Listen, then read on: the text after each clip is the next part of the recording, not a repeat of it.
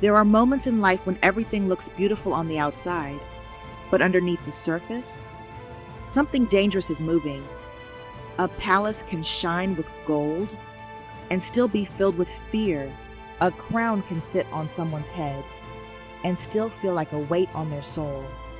And sometimes, the person God chooses to use is not standing in a pulpit, not holding a sword, not leading an army, but sitting quietly in a place where no one even knows who they really are. This is the story of Esther, a young woman taken into a Persian palace, a woman who did not choose the world she was pulled into, a woman who carried a hidden identity, a woman who became queen before she fully understood why. But this is not just the story of a beautiful queen.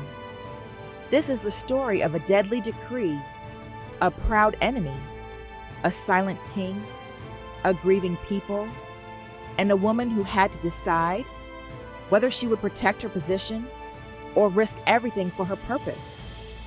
Because there came a day when Esther had to face one terrifying truth. If she stayed silent, people would die. And if she spoke up, she might die first. This is not a fairy tale. This is not a soft palace story. This is the story of courage under pressure. Faith in a place where God's name is not even mentioned. And providence moving in the shadows, long before anyone understood what was happening. Before Esther ever stood before the king. Before Haman ever built the gallows. Before Mordecai ever cried in the city gate. God was already arranging the pieces. And that is what makes this story so powerful. Because sometimes the hand of God is not obvious. Sometimes heaven does not thunder. Sometimes angels do not appear. Sometimes no prophet walks into the room. Sometimes God seems silent, but he is not absent. And in the book of Esther, God moves so quietly that if you are not paying attention, you might miss him. But by the end of this story, you will see it clearly. The feast, the crown, the conflict, the sleepless night, the banquet, the reversal, none of it was random. Because when God is protecting his people, even the silence has a purpose. The story begins in the days of Ahasuerus, king over a vast empire stretching from India even unto Ethiopia. He ruled over 127 provinces. Power surrounded him. Wealth obeyed him. Nobles, princes, servants, and rulers stood before him.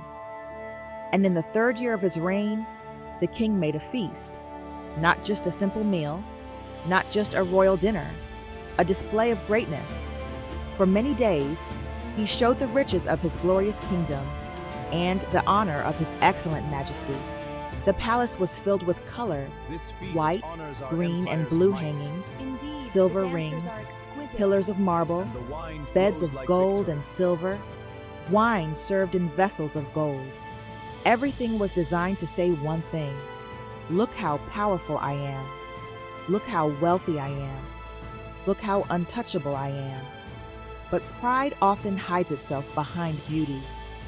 And when a man needs everyone to see his glory, it usually means something inside him is empty. The king had power over provinces, but not power over his own spirit. He had servants waiting at his command, but he was still ruled by appetite, image, and ego. At the same time, Queen Vashti made a feast for the women in the royal house. And on the 7th day, when the heart of the king was merry with wine, he commanded that Vashti be brought before him wearing the royal crown. He wanted to show her beauty to the people and the princes. Will she come? But Vashti refused to Queen come, Vashti, the king and that commands your one presence at refusal the shook royal the feast. palace. Because pride does not handle rejection well, the king was angry. His wrath burned in him. Suddenly, this was no longer just about a queen refusing an order. This became political. This became public. This became a threat to male authority throughout the empire. The king's advisors warned him, that if Vashti's refusal spread, women everywhere might despise their husbands. So they advised the king to remove Vashti from her royal estate and give her position to another who was better than she. And just like that, a queen was removed. A royal seat became empty. The palace needed a new queen. But what looked like palace drama was actually the first movement of providence, because God was about to place someone inside the palace before the crisis arrived. That is important. Esther did not enter the palace after the danger started. She was there before anyone knew danger was coming. Sometimes God positions you before He explains you. Sometimes He places you in rooms you do not understand, because there is a battle coming that you cannot see yet. Esther did not know it. Mordecai did not know it. The king did not know it. Haman did not know it. But heaven knew. A vacancy in the palace was about to become protection for a people. After Vashti was removed, the king's servants proposed a search. Fair young virgins would be gathered from across the kingdom, brought to Shushan, the palace, placed under the custody of Hegai, and the woman who pleased the king would become queen instead of Vashti. Among those brought into the palace was a young Jewish woman named Hadassah, also called Esther. She had neither father nor mother. She was an orphan, and her cousin Mordecai had taken her as his own daughter. That detail matters. Before Esther ever wore a crown, I was so scared. she knew loss. Before she lived in a palace, Thank you. she knew what it meant to be without her parents. Before she was called queen, she'd already learned how fragile life could be. Sometimes the people God uses greatly are people who have already survived quietly. Esther was brought into the king's house, and the Bible says the maiden pleased Hegai, and she obtained kindness of him. She was given things for purification. She was given maidens. She was moved to the best place in the house of the women. But Mordecai had charged Esther that she should not show her people or her kindred. So Esther carried a hidden identity. Outwardly, she was being prepared for royalty. Inwardly, she was carrying a secret. And every day, Mordecai walked before the court of the women's house to know how Esther did and what should become of her. There is something deeply moving about that. Mordecai could not enter her world. He could not control the palace. He could not undo what had happened. But he stayed near. He watched. He cared. He remained faithful.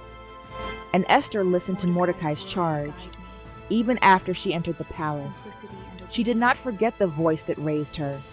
That is important too, because elevation can test memory. Some people rise and forget who helped them survive. Some people enter new rooms and abandon the wisdom that shaped them. But Esther did not forget. She was in the palace, but Mordecai's instructions still mattered. Then came the time for Esther to go in unto the king. And when she went, she required nothing but what Hegai appointed.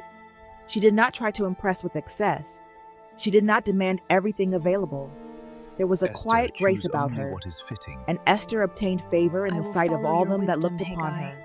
The king loved Esther above all the women. She obtained grace and favor in his sight more than all the virgins. So he set the royal crown upon her head and made her queen instead of Vashti. Esther became queen. But the crown did not reveal the full reason she was there. Not yet, because sometimes God will bless you before he burdens you. Sometimes he will open the door before he shows you the assignment. The crown was not just decoration. The crown was placement. While Esther quietly served as queen, evil was rising inside the palace. His name was Haman, and one man's pride would soon threaten an entire nation. While Esther was in the palace, Mordecai sat in the king's gate. And one day, he heard something dangerous. Two of the king's chamberlains, Bigthan and Teresh, were angry. They sought to lay hand on King Ahasuerus. It was a plot against the king's life. Mordecai discovered it. and he told it unto Esther the queen. Esther certified the king of it in Mordecai's name. The matter was investigated. It was found out, and the 2 men were hanged on a tree. Then the event was written in the book of the Chronicles before the king. But Mordecai was not rewarded, not immediately, no parade, no promotion, no public honor. He saved the king's life, and it seemed like nothing happened. But this is where the story teaches us something powerful. Just because people forget does not mean God forgot. Just because the reward is delayed does not mean the record is lost. The king moved on. The palace moved on. The empire moved on. But the record remained, written down, waiting. And later, that forgotten act would become one of the most important turns in the entire story. This is how providence works. God does not waste faithfulness. He may not reward it when you expect. He may not expose it when you want. But he knows exactly where the record is, and he knows exactly when to bring it back up. Mordecai did the right thing, and then had to keep living without applause. That is not easy, but many times, obedience is not glamorous. Sometimes faithfulness looks like doing what is right, then watching someone else get promoted. And that is exactly what happened next. Because after these things, King Ahasuerus promoted a man named Haman. Haman was advanced above all the princes that were with him. The king set his seat above them, and all the king's servants in the gate bowed and reverenced Haman, because the king had commanded it. But Mordecai would not bow. Day after day the servants asked him, "Why transgressest thou the king's commandment?" But Mordecai refused. And when they told Haman, Haman was full of wrath. But notice this, Haman was not satisfied with being angry at Mordecai alone. When he learned that Mordecai was a Jew, he sought to destroy all the Jews throughout the whole kingdom of Ahasuerus. That is what hatred does. It starts with offense, then looks for permission to destroy. Haman's pride could not survive one man standing upright. Everyone else bowed. Everyone else fed his ego. Everyone else confirmed his importance. But one man would not bend, and Haman could not let it go. So he devised a plan. He went to the king and said there was a certain people scattered abroad and dispersed among the people in all the provinces of the kingdom. He said their laws were different. He said they did not keep the king's laws. He said it was not for the king's profit to suffer them. This was manipulation. He did not tell the whole truth. He did not say, "I am angry because one man will not bow to me." He made it sound like a national threat. He turned personal offense into public policy. And that is dangerous, because when pride gets access to power, innocent people suffer. Haman offered silver into the king's treasuries if the king would allow the people to be destroyed. And the king took his ring from his hand and gave it to Haman. The king gave authority without asking enough questions. And the letters were sent by post into all the king's provinces to destroy, to kill, and to cause to perish all Jews, both young and old, little children and women, in one day. This was not just politics. This was a death sentence. A date was chosen. A decree was sealed. The law went out. And Shushan the palace was perplexed. The people were confused. But Mordecai understood exactly what had happened. The enemy had moved from insult to extermination, and Esther, inside the palace, did not yet know. That is one of the most painful parts of this story. The decree was public. The danger was real. The city was shaken. But the queen was still behind palace walls. Sometimes the people closest to comfort are the last to feel the crisis. And sometimes God has to let grief reach the palace before purpose wakes up. When Mordecai perceived all that was done, he rent his clothes. He put on sackcloth with ashes. He went out into the midst of the city and cried with a loud and bitter cry. This was not quiet disappointment. This was grief. This was public mourning. This was the sound of a man who understood that death had been scheduled. And in every province where the king's commandment came, there was great mourning among the Jews, fasting, weeping, wailing. Many lay in sackcloth and ashes. Then Esther's maids and chamberlains came and told her, and the queen was exceedingly grieved. She sent raiment to clothe Mordecai and to take away his sackcloth from him, but he received it not. That moment says more than it seems. Esther tried to cover the grief before she understood the cause. She sent clothes, but Mordecai needed action. She wanted him to look better, but he needed her to see what was wrong. Sometimes we try to make pain presentable, instead of asking why the pain is there. But Mordecai refused the clothes. He would not let the palace cover what the people were suffering. So Esther sent Hathach to Mordecai to know what it was and why it was. Mordecai told him everything. He told him of Haman's money. He gave him a copy of the writing of the decree. He charged him to show it unto Esther, and to declare it unto her, and to charge her that she should go in unto the king, to make supplication unto him, and to make request before him for her people. Now the hidden identity could not stay hidden forever. Now Esther's comfort and Esther's calling collided. And when the message reached her, Esther sent back a response. She reminded Mordecai of the law. Everyone knew, whether man or woman, if anyone came unto the king into the inner court, who was not called, there was one law, death, except such to whom the king held out the golden scepter. And Esther had not been called to come in unto the king these 30 days. That means Esther was not simply afraid for no reason. The danger was real. This was not drama. This was not exaggeration. If Esther walked into that court uninvited, she could be executed. The crown did not make her safe. The palace did not make her untouchable. Her title did not remove the risk. And this is where the story becomes personal. Because courage is not courage when there is no danger. Faith is not faith when there is no cost. And obedience does not feel holy when it might get you killed. Esther had a decision to make. Would she protect herself or plead for her people?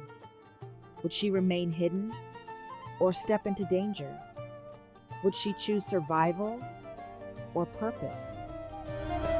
When Mordecai heard Esther's response, he sent back one of the most powerful messages in Scripture. He told her, "Think not with thyself that thou shalt escape in the king's house, more than all the Jews." In other words, do not think the palace will protect you forever. Do not think your position makes you exempt. Do not think silence will save you. Then Mordecai said, "If thou altogether holdest thy peace at this time, then shall their enlargement and deliverance arise to the Jews from another place. But thou and thy father's house shall be destroyed.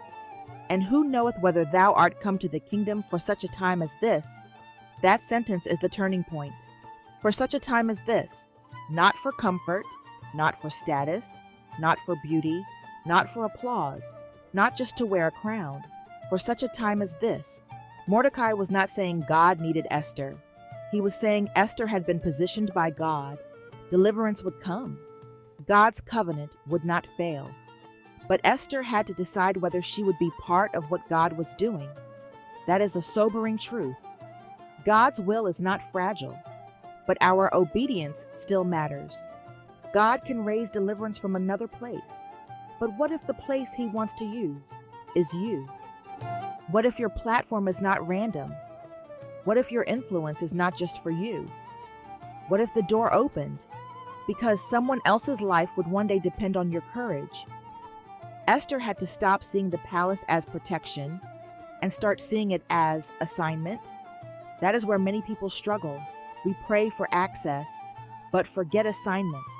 We ask God for favor, but forget responsibility. We want the crown, but avoid the crisis. But purpose does not always arrive gently. Sometimes purpose interrupts your comfort. Sometimes purpose puts your name in rooms where silence is no longer innocent. Sometimes purpose says, "You cannot hide here anymore." And Esther answered Mordecai. She said, "Go. gather together all the Jews that are present in Shushan, and fast ye for me. Neither eat nor drink 3 days, night or day. I also and my maidens will fast likewise, and so will I go in unto the king, which is not according to the law. And if I perish, I perish. Those words are not weakness, they are surrender. They are courage after fear. They are faith with trembling hands. Esther did not say, I know I will be safe. She said, I know what I must do. That is mature faith, not pretending the danger is not real, but obeying God while the danger is staring back. If I perish, I perish. At that moment, Esther stopped being just a queen. She became an intercessor. She became a woman willing to stand between death and her people. Esther has risked everything, but the greatest miracle is still ahead. A sleepless king, a deadly plot, and God's perfect timing will change the course of history forever. Before a nation could be saved, hidden danger was already growing behind the walls of the palace. One law made this walk a death sentence. If the king refused to extend his golden scepter, Queen Esther would die. The throne room fell silent. Every guard turned, every noble watched. No one dared to move, yet Esther stood there anyway. Because this wasn't only about saving her own life. The future of an entire nation rested on what happened next. And before this day was over, a queen would be spared, an enemy would fall, and history would change forever. But first, Esther had to face the king. And when the king saw Esther the queen standing in the court, she obtained favor in his sight. The king held out to Esther the golden scepter that was in his hand. So Esther drew near and touched the top of the scepter.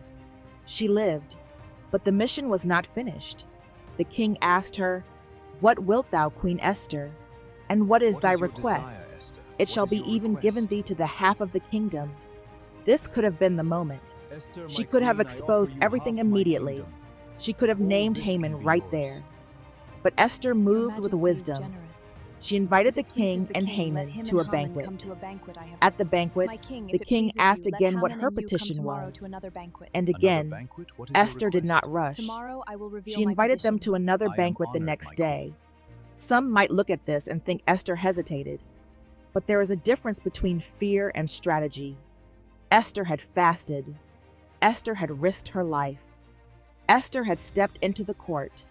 Now she was moving carefully. The enemy was close. The king was unpredictable. The decree was sealed. The timing had to be right. Haman left the palace joyful and glad of heart. But then he saw Mordecai in the king's gate. And Mordecai still did not stand up. Mordecai still did not move for him. And Haman was filled with indignation. He went home and called his friends and his wife Zeresh. He bragged about his riches, his children, his promotion, his invitation to Esther's banquet. But then he said something revealing. All this availeth me nothing, so long as I see Mordecai the Jew sitting at the king's gate. Think about that.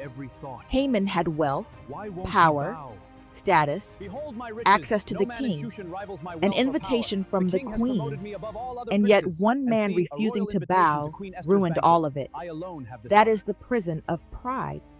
Pride can have almost everything and still be miserable over the one thing it cannot control.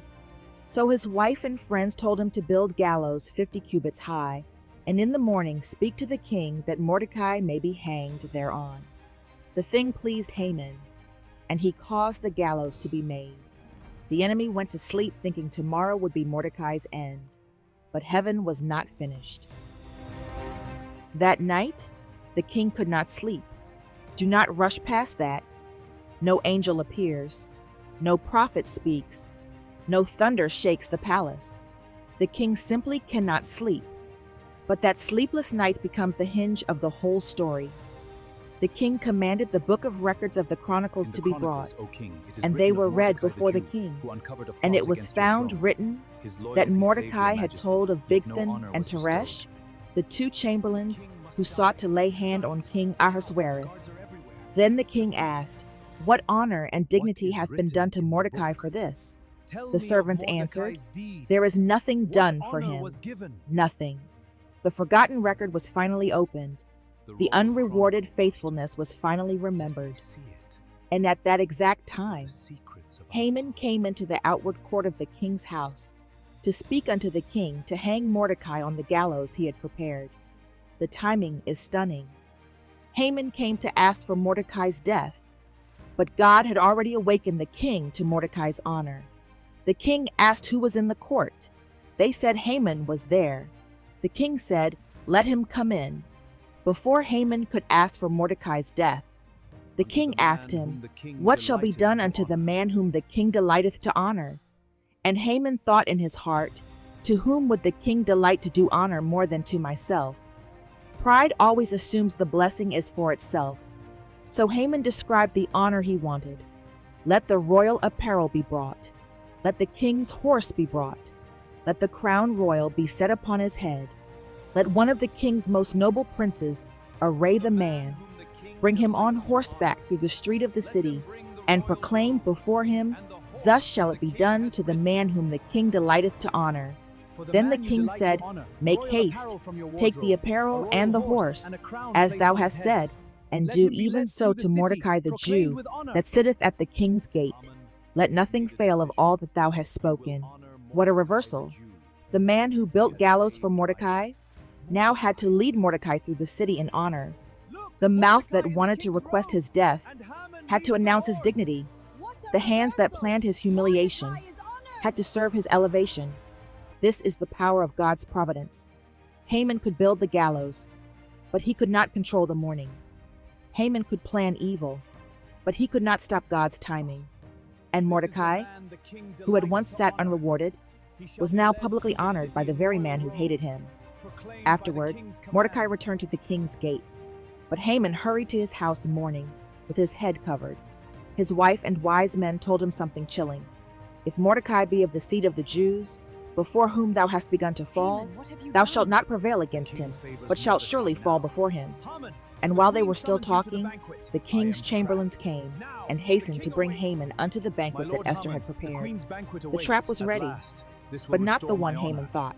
"The king and queen are waiting, sir. What is this feeling?" The king and Haman came to banquet with Esther the queen. And the king said again unto Esther on the second day at the banquet of wine, "What is thy petition, Queen Esther? And it shall be granted thee. What is thy request? And it shall be performed, even to the half of the kingdom." Now the time had come. No more delay, no more silence, no more hiding. Esther answered, "If I have found favor in thy sight, O king, and if it please the king, let my life be given me at my petition, and my people at my request. For we are sold, I and my people, to be destroyed, to be slain, and to perish." Those words changed the room. Esther did not begin with politics. She began with life. "Let my life be given me." She revealed that the decree was not against strangers, not against nameless people far away, but against her people, against the queen herself. The king asked, "Who is he, and where is he, that durst presume in his heart to do so?" And Esther said, "The adversary and enemy is this wicked Haman." Then Haman was afraid before the king and the queen. The mask fell. The honored official was exposed. The man who had manipulated the king, who had purchased death with silver, who had planned extermination, now stood revealed as the enemy of the queen. The king rose from the banquet in wrath and went into the palace garden. Haman stood up to make request for his life to Esther the queen, for he saw that evil was determined against him by the king. When the king returned, Haman had fallen upon the bed where Esther was. The king cried out, "Will he force the queen also before me in the house?" As the word went out of the king's mouth, they covered Haman's face. Then Harbonah, one of the chamberlains, said before the king, "Behold also, the gallows 50 cubits high, which Haman had made for Mordecai, who had spoken good for the king, standeth in the house of Haman." Then the king said, "Hang him thereon." So they hanged Haman on the gallows, that he had prepared for Mordecai. Then was the king's wrath pacified. The weapon Haman built for Mordecai became the instrument of his own downfall. The plot reversed, the enemy exposed, the hidden queen revealed, the silent woman spoke. And when Esther finally opened her mouth, death lost its advantage. But there was still a problem. Haman was dead, but the decree was still alive. This is where many people misunderstand the story. Haman's death did not automatically cancel the danger. The letters had already gone out. The decree had already been sealed with the king's ring. The day of destruction was still coming. So Esther spoke again before the king. She fell down at his feet. She besought him with tears to put away the mischief of Haman and his device that he had devised against the Jews. The king held out the golden scepter toward Esther. She arose. She stood before the king, and she pleaded for her people again. This matters. Esther did not stop when Haman was punished. She kept pressing until her people had a way to live. That is the difference between revenge and intercession. Revenge wants the enemy destroyed.